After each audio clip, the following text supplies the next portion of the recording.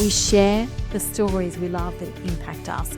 And I'm sure for all of you listening along to this, you are immediately thinking of the stories that have made a big difference for you. Those stories that you can repeat to others, that you can paraphrase to others, that you carry in your heart and your soul. It's like they've etched themselves on your brain. So our stories, shaped well and delivered beautifully, are 100% transmissible. They also create a common understanding, quite often a shared language, and sometimes a tribe.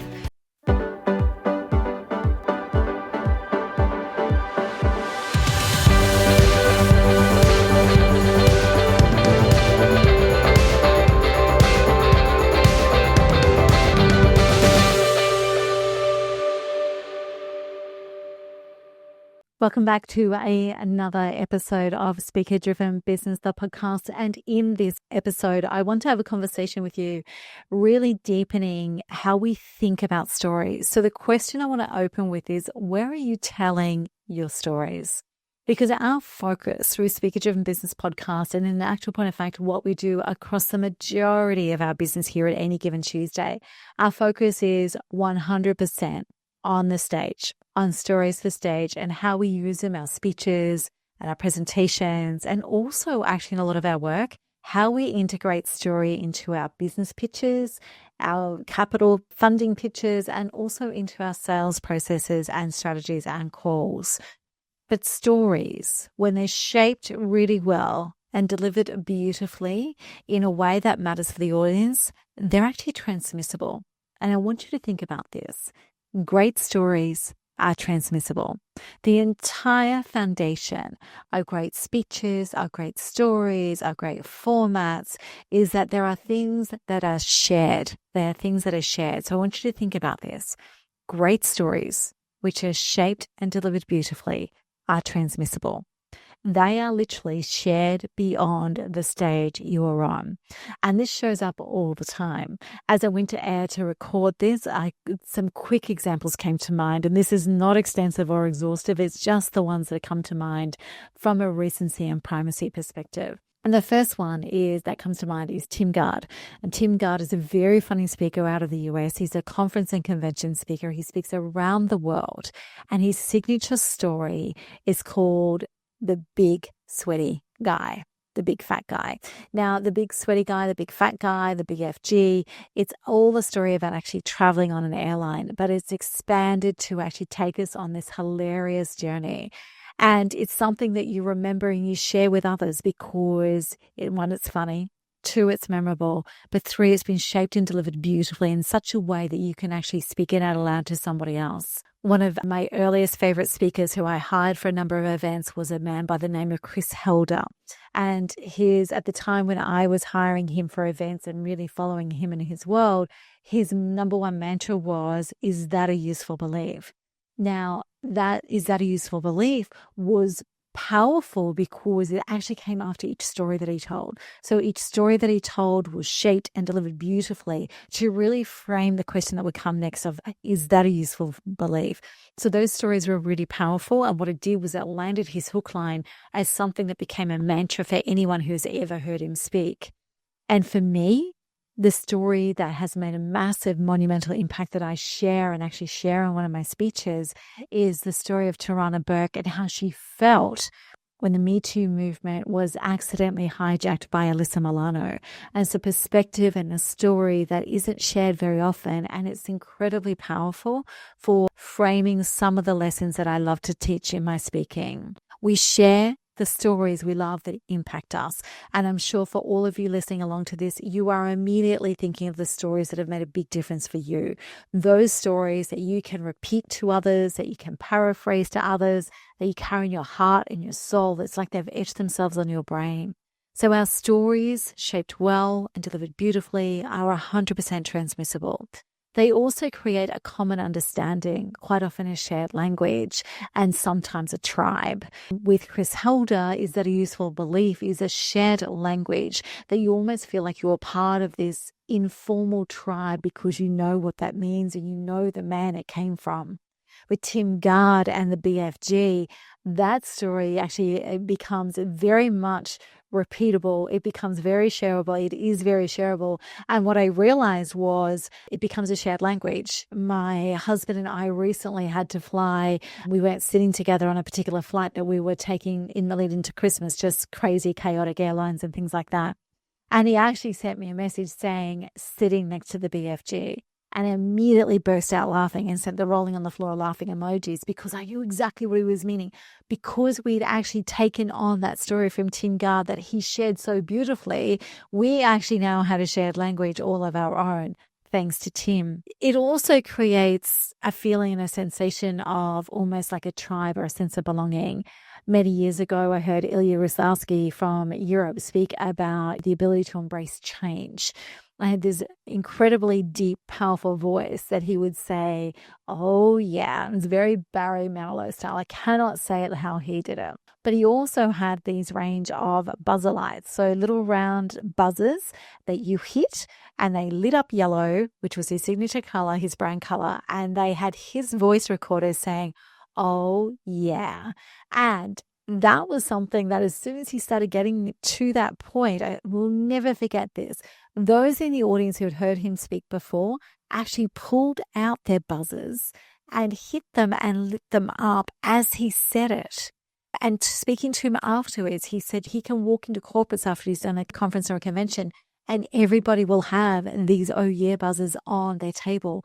So the stories that he told created this visceral response and this anchor that people bought that then created a sense of belonging to the tribe that know Ilya and the tribe that ascribed to his philosophy around approaching change.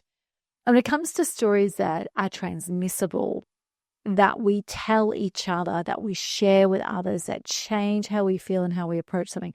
I don't think anyone in the modern era has done that better than Brené Brown with her stories of vulnerability. Her own stories and the stories she shares of others, the stories she extracted through her podcasts and her interviews and her questions as a researcher, those stories actually are completely shareable. We all understand about the power of vulnerability because of them. And they have created a common language and a common understanding. And I think that right there really epitomizes the power of stories when we invest in them and we tell them well. What I love as well with Brené's stories is that she does tell her own stories, but most of the stories she tells are of the people that she meets. And that is what makes them even more powerful. Stories also create trust and relief in equal measure in our audiences. So one of the reasons that we actually open with story and not with logic and not with rationale and definitely not ever with, hey, I am and I'm here to talk to you about. One of the reasons why we open straight into story, especially from the stage of the platform, is because stories are the fastest way to disarm an audience. They are the fastest way for us to shift from me on the stage to we as a collective. They're the fastest way to get people out of their current reality into the world that you want to create for them. They are the fastest way to create trust and connection. And in actual point of fact, the only reason we are telling stories as we open a speech or presentation is because we want to create trust and a sense of connection with the audience. Now, yes, we'd love to connect and trust with all of them, but we actually are wanting to connect the sense of trust and connection with those who are our people, who need the thing that we're offering, who are interested in investing and leaning into the perspective and the insights that we're going to bring to the table. Telling stories also shows that you know your subject matter and your topic and your message. You are more than a soundbite. It creates certainty. It gives a sense of knowing. It instills a sense of credibility. All of the things that we need to rapidly create trust from the stage. So stories are actually really, really invaluable and the only way to 100% create complete trust from the stage and to do it quickly. And it's the same in pitching and it's the same in sales, right? It's our trust and connection that matters. And I mentioned relief. They create trust and relief in equal measure. Our aim in storytelling is not to be liked, but for an audience to say, they are like me. We want our audience to be able to see themselves in the stories that we share. With our stories, the stories of others, the stories of history, we are wanting our audience to be able to say, they are like me. And too many of us are actually telling the stories that we tell because we want to be liked by the audience. That's not what you want. I want you to shift. I want you to make a commitment and put a line in the sand as of this day that you are telling stories not to be liked, but you are telling stories so that an audience can say, they are like me. In that, we create a sense of relief and then a sense of safety, and our audiences become safe to listen to us. We become safe to be listened to. It also starts to, when they can see themselves in the stories that we share, they actually realize that they are not alone, or they realize that there is someone or something that they need to pay attention to. And they can start to feel a sense of belonging and a sense of curiosity. And that in that space, that is where we as speakers and storytellers get to create transformation from our stages. And this is what really matters with storytelling.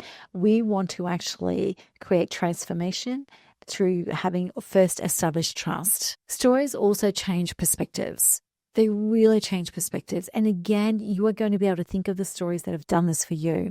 For me, a few really quick ones that I wanted to share with you. Cam Culcane, who is a keynote speaker out of New Zealand. Cam lives with cerebral palsy. He is one of the funniest, most engaging and insightful storytellers from stage I've ever seen. The first time I saw Cam speak, he was a closing keynote at a major conference. And before he actually finished his last line of his speech, the entire audience were on their feet, thunderous applause, rapture, absolutely enraptured with Cam.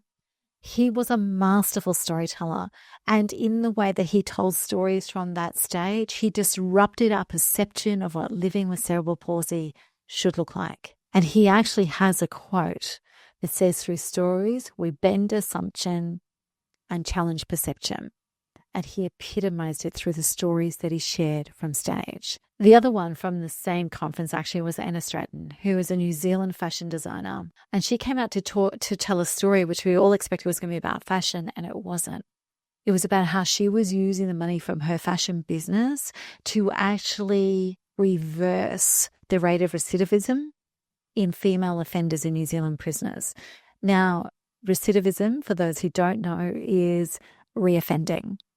Right. And so she had plowed phenomenal resources and energy and time into building a program that literally reversed the rate of recidivism in female offenders in New Zealand.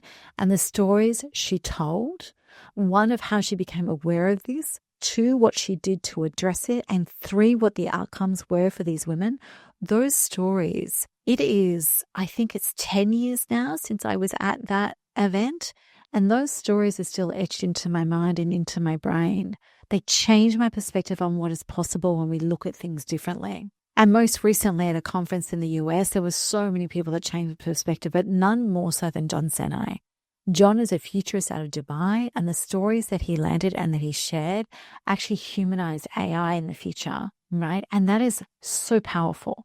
And he did it, yes, through logic, as you would expect through a futurist, but he did it through telling the stories of now and telling the stories of past and telling the stories of decisions. He did it through this masterful blend of storytelling, so much so that Amanda, who was there with me, she and I looked at each other and went, we want to be like him when we grow up. And that's the other thing of stories. They're meant to inspire, not just of the topic and the message but to get people to follow in your footsteps, not just in the message and the topic, but to get people to follow you in the footsteps of the transformational shift that is possible to be created. He took us on a journey through story that was totally unexpected. When I saw on the program that it was an AI futurist was our closing keynote, I'm going to be really honest with you, I was disappointed until he stepped on the stage and swept us away with story. So if it's good enough for those three to change perspectives the way that they change them, then investing in storytelling, if you really want to create a shift in the world, actually understanding how you tell your stories and where you tell your stories is really important. The other thing that stories do is they ignite movements, and there may be movements that you don't ever even know about. And sometimes it's not that you told your story. Sometimes it's that your story had a witness. There are two charities here in Australia where the founders, the female founders, have incredible stories of how they started, and the stories weren't theirs. The first is Ronnie Benbow, who is Ronnie Benbow OAM, who is the founder of the Carers Foundation. The Carers Foundation provides respite care and resources for the unpaid carers in Australia. And I don't know what country you're listening to this from, but I'm assuming that it's the same. But our numbers of unpaid carers, from children in childhood looking after sick parents right through to adults, is extortionate, and they're isolated. And Ronnie saw this, and she took on it herself to create one of the most beautiful, heart-driven charities I've ever come across. And the reason why she started this was not her own story. It was a story she was witness to. And it's a story that would have passed into oblivion if it wasn't for the fact that in being witness to it, she decided to do something about it. And she now tells the story of a young man. And this young man took his own life as a teenager. Ronnie met him, I think, as a nurse. Took his own life as a teenager. He was a carer who was so exhausted and so depleted that he didn't think there was any way out. He was a childhood first, then teenage carer for sick parents. And he took his own life. And Ronnie was witness to that story. And it impacted her so deeply that she ignited an entire charity and foundation that is recognized and respected across all of the eastern states of Australia. And she is the one providing the intervention and the respite for the carers who feel as isolated and under pressure as that young man that she met when he was in her teenage years and she was not much older. His story was borne witness to and ignited a movement that he never knew about and changed the lives and the support mechanisms for thousands of people. The second founder that I want to speak about is Rochelle Courtney, who is the founder of Share the Dignity here in Australia. Share the Dignity is looking to eradicate period poverty for women across the country. She has created seismic shift in the conversations around this. She has got free vending machines into nearly every major sporting complex in Australia. She has been able to lobby and change government position and policy. For example, she got GST, our goods and services tax, removed from period products to make it more accessible for those who don't have any money or resources. Some of the things that she does are mind-blowing.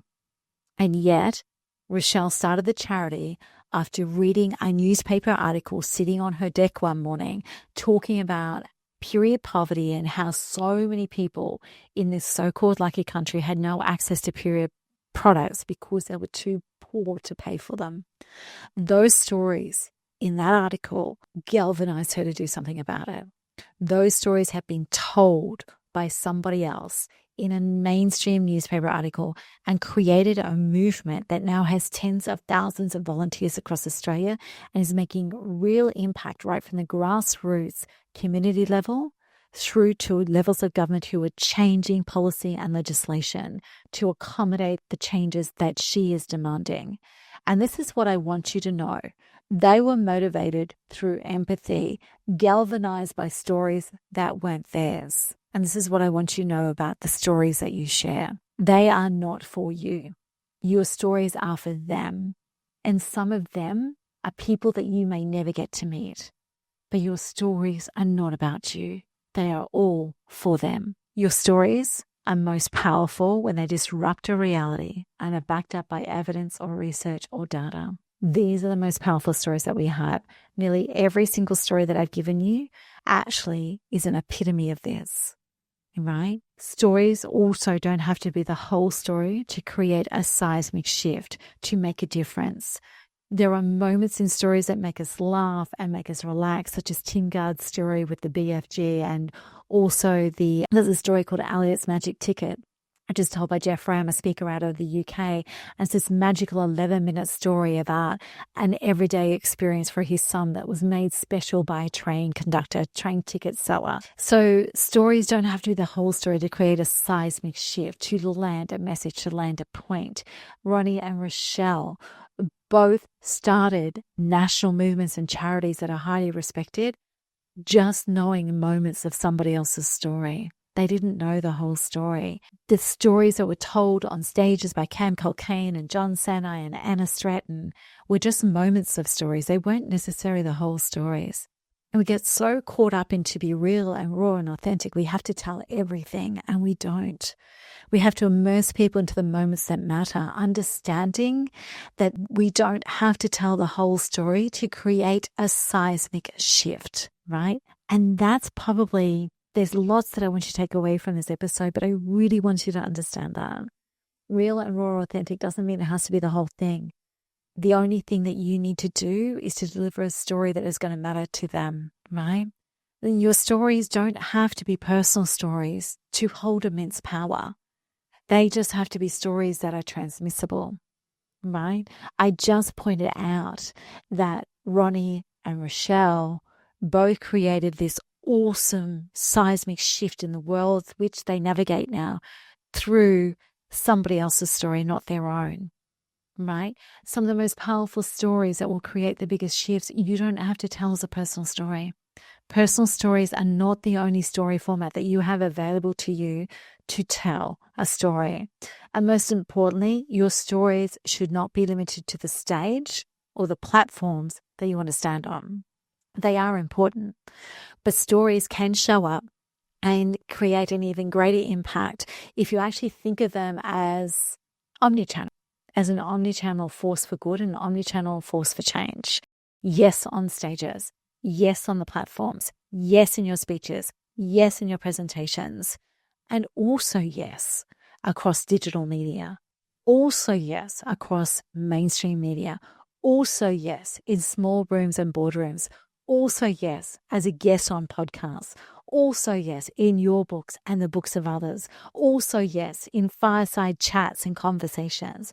Also, yes, woven into your MC notes and as a panelist. Also, yes, online, offline, in real life. But for them to become omnichannel, they must be transmissible. And to be transmissible, you have to learn how to tell them powerfully. You have to learn how to shape them. And you have to tell them wherever and whenever you can, not just on the big stages and the platforms you are in pursuit of. And if you do that, your stories will move beyond you and they will make a difference to people that you may not have even met.